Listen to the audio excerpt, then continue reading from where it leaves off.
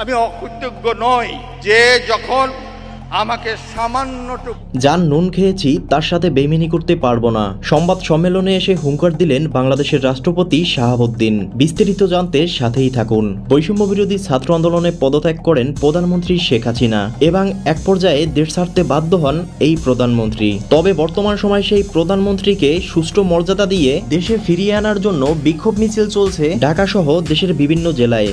তাছাড়া আমাদের দেশ একদমই অচল। আওয়ামী লীগ কিছু নেতা তাদের দূর থেকে এটা অপারেট করছে। এদিকে বাংলাদেশের রাষ্ট্রপতি শাহাবুদ্দিন বঙ্গবন্ধুর প্রতি শুভেচ্ছা ভালোবাসা রেখে সংবাদ সম্মেলনে বলেন, আমি শেখ হাসিনার দল করি না, তবে শেখ মুজিবের আদর্শ আমার রক্তে মিশে আছে।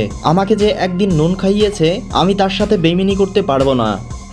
আমাকে সামান্যটুকু আহারে ওহরে বলে সান্ত্বনা দিয়েছে, তার কথা কেন বলবো না? কিন্তু আমি তো রক্তে মাংসে মানুষ।